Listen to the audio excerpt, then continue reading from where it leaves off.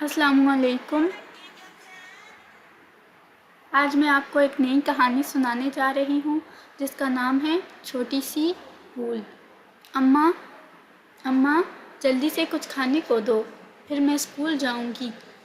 School سے گھر آتے ہی میں نے اماں سے کہا۔ میں اماں کے کمرے کے دروازے پر رک گئی۔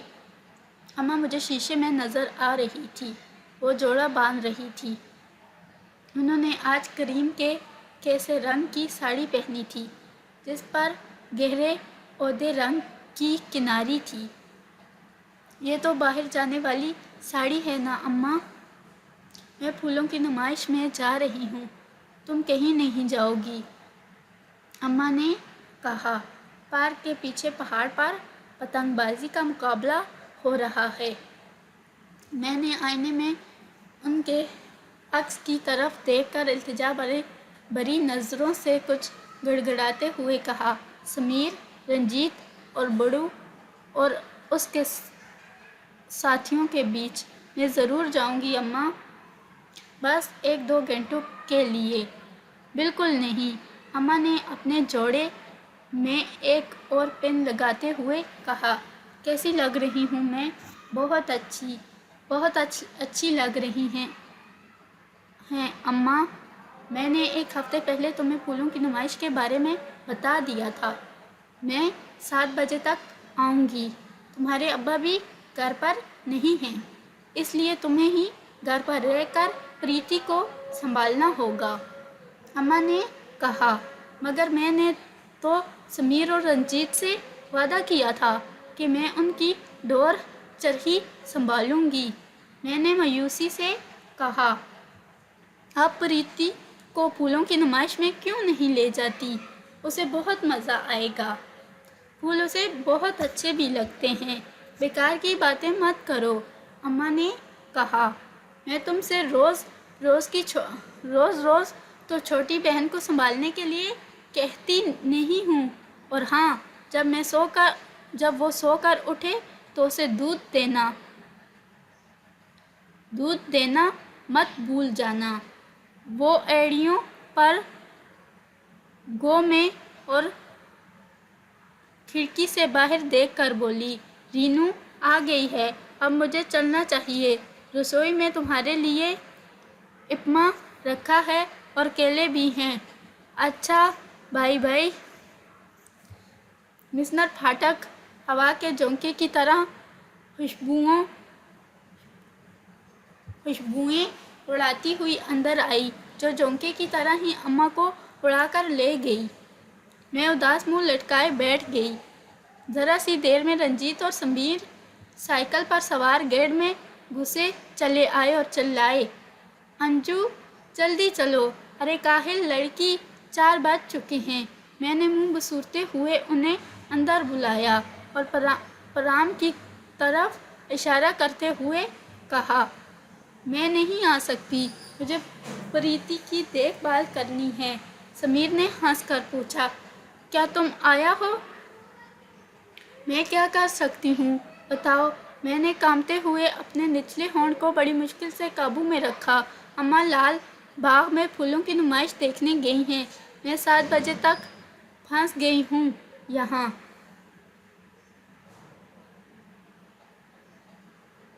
رنجیت نے تھوڑی کچاتے ہوئے کہا۔ اور وہ تو ہم کوئی ترکیب نکال لیں گے۔ ہاں، اگر تم خود ہی نہ جانا چاہو تو بات الگ ہے۔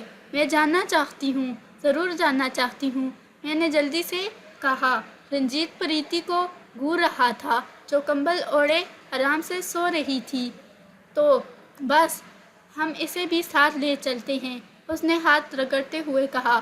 وہ عام طور پر ایسے اس وقت کرتا تھا جب اسے کوئی ترکیب سوجھتی تھی۔ رنجیت ایک سے ایک نئی ترکیبیں نکال لیا کرتا تھا، مگر اس کی یہ ترکیب مجھے کچھ زیادہ اچھی نہیں لگی۔ یہ ابھی صرف 10 مہینے کی ہے، میں نے پریتی کو غصے سے دیکھتے ہوئے کہا، جیسے یہ اسی کی غلطی ہو۔ تمہیں پتہ ہے، یہ ابھی چل بھی نہیں سکتی۔ रंजीत पराम के पास पहुंचा और उसके हैंडल को पकड़कर आहिस्ता से धक्का देकर उसे बाहर कमरे में ले आया। उसकी आंखें चमकाते हुए कहा, पराम तो चल सकती है, समझी मेरा मतलब? बहुत अच्छे, समीर चिल्लाया। अगर हम पराम को साथ ले जाएं तो अंजू प्रीति की देखभाल भी कर लेगी और पतंगबाजी के मुकाबले में भी हिस्सा ले लेगी। और अगर प्रीति जाग गई तो मुझे उनके मंसूबे पर शक था। इस उम्र के बच्चे घर के अंदर और बाहर का फ़र्क नहीं जानते। कम से कम मैं तो उस उम्र में नहीं जानता था। रंजीत ने ऐसे कहा जैसे वो बहुत अक्लमंदी की बात कह रहा हो और मैं बेवकूफ़ हूँ। रंजीत ठीक कहता है, मुझे भी उस उम्र में अंदर और बाहर का कोई पता नहीं चलता था। चलो अब देर क्यों कर रहे हो? समीर ने टुकड़ा लगाते हुए कहा। मैं बहुत खुश थी कि हमने घर से निकलने की तरकीब सोच ली थी। रंजीत के साथ मैं पराम को बहुत ध्यान से धक्का देने लगी और समीर ने दोनों साइकिलें संभाल ली। इस तरह हम सड़क के उस किनारे तक आ गए जिसके आगे पार्क था। रास्ते में हमने पराम को झटकों से बचाया और प्रीति को परेशान किए बगैर पार्क में आ गए। पतंगबाजी का मुकाबला पार्क के पीछे पहाड़ी ढलान पर होना था। जैसे ही हम ढलान के पास पहुंचे, समीर चिल्लाया। बड़ू और उसके साथी तो पहले ही आ चुके थे। रंजीत ने पराम को इमली के बड़े से सायेदार पेड़ के नीचे ले जाकर खड़ा किया और बोला, इसे यहाँ खड़ा कर देते हैं। यहाँ से ये हमको नज़र भी आती रहेगी और अगर प्रीति उठ गई तो रोने की आवाज़ भी सुनाई देगी। शुक्र है कि छोटे बच्चे देर तक सोते हैं। मैंने अपनी छोटी बहन के कंबल को उसके नीचे अच्छी तरह दबाते हुए कहा। वो बहुत मीठी नींद सो रही थी और बिल्कुल गुड़िया सी लग रही थी। मुकाबले में 4 पतंगें उड़ रही थी। बड़ू और उसके साथी पतंग उड़ाने में माहिर थे, मगर हमने भी कई दिन बल्कि हफ्ते मशक की थी। मैंने हम जान कर कहा है क्योंकि मैं समीर और रंजीत की तरफ से मुकाबले में शामिल थी और मेरा काम बड़ा अहम था। पतंगों को संभालना और कटी हुई पतंगों को लौट कर लाना। अगला 1 घंटा सचमुच याद रखने के काबिल था। 4 पतंगें एक साथ उड़ी। हमारी शानदार हरी और सुनहरी और बड़ू की पीली और लाल, हमारी एक गुलाबी और एक कत्ती और उनकी एक नीली और एक सफ़ेद। आसमान पर उड़ती ये बड़ी बड़ी और खूबसूरत पतंगें डंग जैसी रंग बिखेर रही थी। हवा चल रही थी, पतंगें उड़ रही थी, कभी खींच कभी ढील। लड़के लड़कियां खुशी से चिल्लाते हुए दौड़ रहे थे। खेल बहुत ज़ोरों पर चल रहा था। हलचल ही हलचल थी। बड़ू की पतंग जीतने पर तुली हुई थी। ऐसा लगता था जैसे पतंग को भी पक्का यकीन हो वो एक बड़ी सी लाल पीली चिड़िया की तरह ऊपर उड़ी चली जा रही थी। मगर हम आराम से हार मानने वाले नहीं थे। शाबाश रंजीत, शाबाश।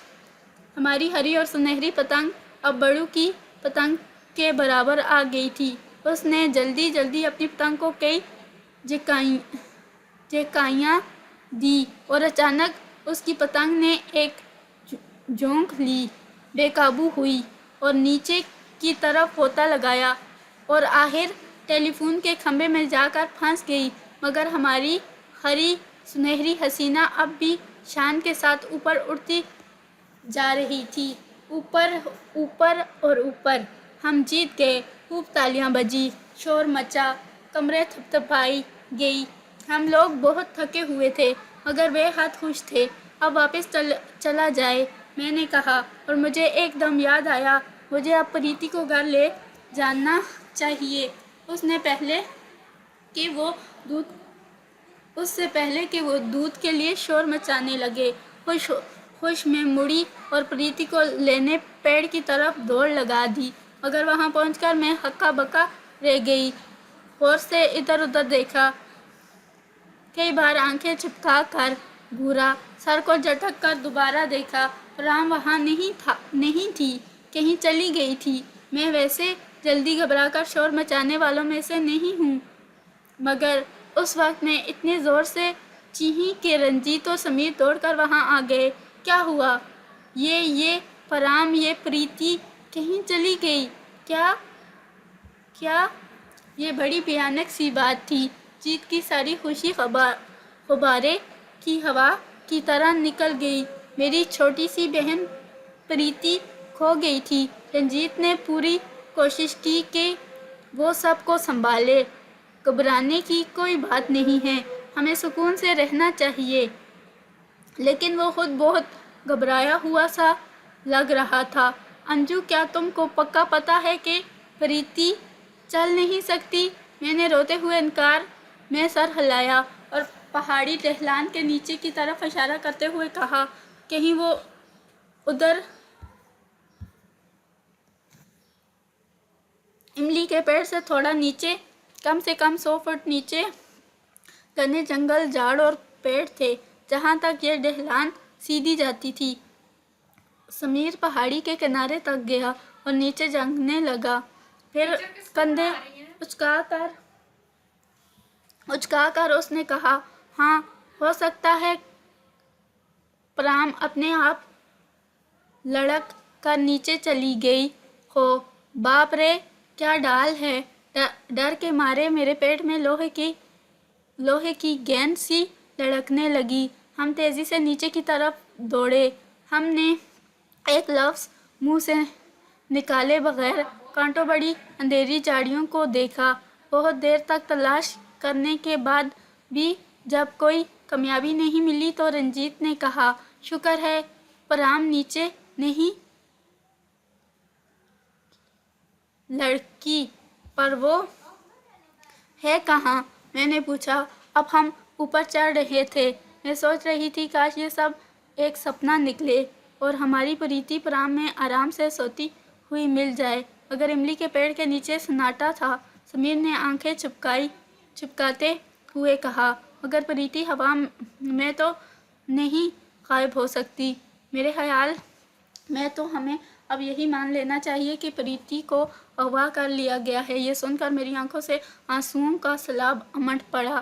رنجیت نے میرا ہاتھ پکڑتے ہوئے کہا، آؤ ہم پارک میں بھی تلاش کر لیں، مگر پارک میں بھی بادامی رنگ کی پرام کا کوئی نام و نشان نہیں تھا۔ رنجیت نے پریشان ہو کر میری طرف دیکھا، معاملہ سچ مچ گڑبڑ ہے انجو، ہمیں فوراً چل کر اب تمہاری اماں کو ڈھونڈنا چاہیے۔ میں سمیر کی سائیکل پر پیچھے بیٹھ گئی اور ہم لال باغ کی طرف چل دیے جہاں پھولوں کی نمائش ہو رہی تھی۔ اچانک سمیر نے مجھ سے پوچھا، کیا تمہارے ابا اماں کے پاس کافی پیسہ ہے؟ کیوں اغوا کرنے والے بہت پیسہ مانگتے ہیں؟ اس نے ایسے گردن ہلا کر کہا جیسے سب کچھ جانتا ہو۔ 10 لاکھ یا اس سے بھی زیادہ۔ مجھے نہیں معلوم تھا کہ میرے ابا کتنا کماتے ہیں۔ وہ ایک دفتر میں کام کرتے تھے اور ہمارے پاس ایک اسکوٹر تھا، مگر میں نے بہادری دکھاتے ہوئے کہا، مجھے لگتا ہے اتنے پیسے کا انتظام ہم کر لیں گے۔ پھولوں کی نمائش میں ہمیں اماں کچھ عورتوں کے ساتھ کھڑی نظر آئی۔ وہ سب پھولوں کو دیکھ کر بہت خوش نظر آ رہی تھی۔ ماں، وہ ایک جھٹکے سے مڑی اور ایسی بڑی بڑی آنکھیں پھیلا کر مجھے دیکھا جیسے آنکھیں نہ ہوں، تشتریاں ہوں۔ انجو، پریتی کہاں ہے؟ کہ کہیں چلی گئی؟ میں ہکلائی، یہ سب میری غلطی ہے اماں، میں اسے پرام میں لے کر پہاڑی ڈھلان پر چلی گئی تھی جہاں سے وہ اماں کی چیخ میری اس چیخ سے بھی تیز تھی جب میں نے پرام کو غائب دیکھا تھا۔ اگلے کچھ منٹ مجھ پر بہت برے گزرے۔ ساری عورتیں سر ہلا ہلا کر کہہ رہی تھیں، کہ میں کتنی غیر ذمہ دار لڑکی ہوں۔ میں چپ چاپ کھڑی آس پاس لگے خوبصورت پھولوں کو دیکھ رہی تھی جو میرے آنسو بھری آنکھوں سے دھندلے دھندلے نظر آ رہے تھے۔ جب اماں کو کچھ ہوش آیا تو ہم مسنر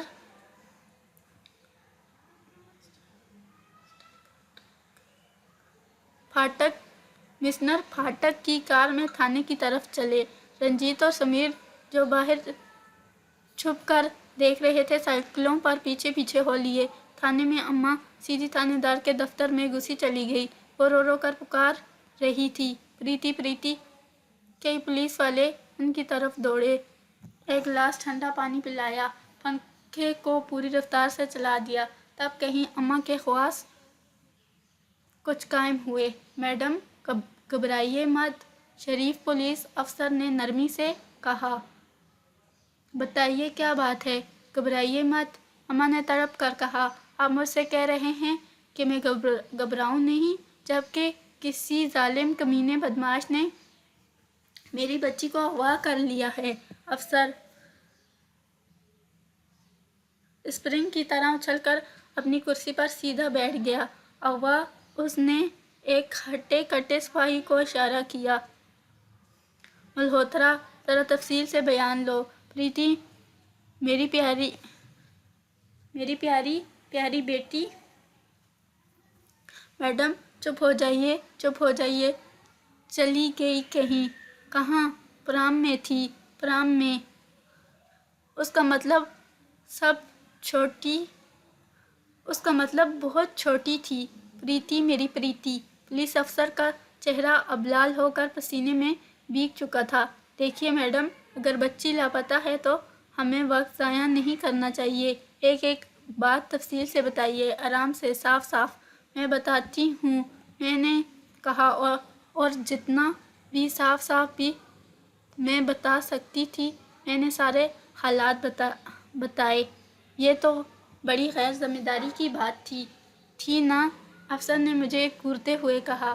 اب ہمیں جلدی کرنا چاہیے، میں اپنے آدمی کھوج بین کے لیے بھیجتا ہوں۔ کیا بتایا تھا؟ گلابی کپڑے اور بادامی رنگ کی پرام۔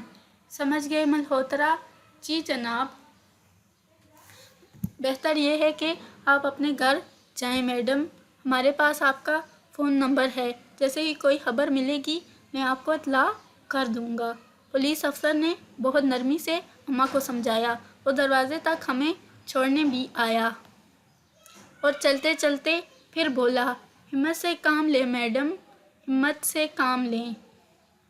ہم کار سے گھر آ گئے۔ رنجیت اور سمیر پیچھے پیچھے لگے رہے۔ بیچارے گھر پہنچے ذرا سی دیر ہی ہوئی تھی کہ دروازے کی گھنٹی بجی۔ ہمارے گھر کے برابر کی پڑوسن مسنر ڈوٹی فرانس تھی۔ اماں ان سے لپٹ کر رونے لگی۔ پریتی، میری پریتی، کھو گئی، اغوا کر لی کسی نے۔ مسنر فرانس کو ہم بہت دنوں سے جانتے تھے، ہمارا اور ان کا گھر ملا ہوا تھا۔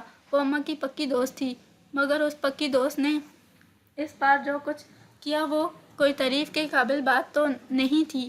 وہ ایسے وقت میں مسکرا رہی تھی جب اماں انہیں اپنی دکھ بھری داستان سنا رہی تھی، مگر وہ سچ مچ مسکرا رہی تھی، اور جب ہم ان کی طرف حیرانگی سے دیکھنے لگے تو وہ کھلکھلا کر ہنس پڑی۔ پریتی کہیں دور نہیں گئی ہے مائی ڈیئر، انہوں نے کہا، اور سامنے کے بڑے دروازے کے پیچھے جا کر پرام کو اندر لے آئی، جس پر پریتی لیٹی ہمک رہی تھی اور زور زور سے ہاتھ ہلا رہی تھی۔ 10 منٹ تک اسے گلے سے لگا کر پیار کرنے کے بعد اماں نے پوچھا، ڈوٹی، تمہیں یہ کیسے ملی؟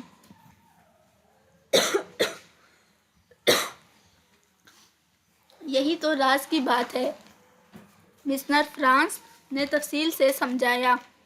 وہ روزانہ کی طرح پارک میں ٹہلنے گئی تھی۔ جب میں نے پیڑ کے نیچے پرام کھڑی دیکھی تو پریتی رو رہی تھی۔ مجھے لگا وہ بھوکی ہے، کیونکہ سب بچے پتنگ اڑانے میں مگن تھے، اس لیے میں اسے گھر لے آئی، دودھ پلایا اور تمہارا انتظار کرنے لگی۔ ہائے، تم کتنی پیاری دوست ہو، اماں نے آنسو پوچھتے ہوئے کہا۔ پریتی کے ملنے کی کچھ ایسی خوشی تھی کہ میں یہ بھی بھول گئی کہ مجھے اس وقت مسنر فرانس پر غصہ آ رہا تھا۔ انہوں نے ہمیں کیوں نہیں بتایا کہ وہ پرام لے جا رہی ہیں؟ سمیر نے سب کو یاد دلایا۔ پولیس ابھی تک تلاش کر رہے ہوگی۔ اماں نے میری طرف دیکھا۔ اچھا یہ ہے کہ تم ہی پولیس افسر کو فون کر کے سمجھاؤ، کیونکہ تمہاری وجہ سے ہی ہم سب جھنجٹ میں پھنسے ہیں۔ میں نے تھانے فون ملایا۔ نمستے سر، میں انجو بول رہی ہوں۔ جی ہاں، پریتی کی بہن۔ پریتی واپس آ گئی ہے؟ نہیں، خود چل کر نہیں، پرام میں لیٹی ہوئی۔ میں نے انہیں ساری بات سمجھائی۔ جب ہم لوگ کھانے کے کمرے میں بیٹھے اپما اور کیلے کھا رہے تھے تو سمیر نے کہا، آج میں نے ایک بات سیکھ لی، بچے سنبھالنے کے لیے پوری توجہ اور پورا وقت دینا پڑتا ہے۔ میں نے اس کی ہاں میں ہاں ملائی۔ چائے ختم ہو گئی تھی۔ ہم لوگوں نے باہر دوڑ لگائی، پتنگ بازی کے مقابلے میں جیتنے کی خوشیاں منانے کے لیے۔ اس جیت کو ابھی صرف 2 گھنٹے ہی تو ہوئے تھے۔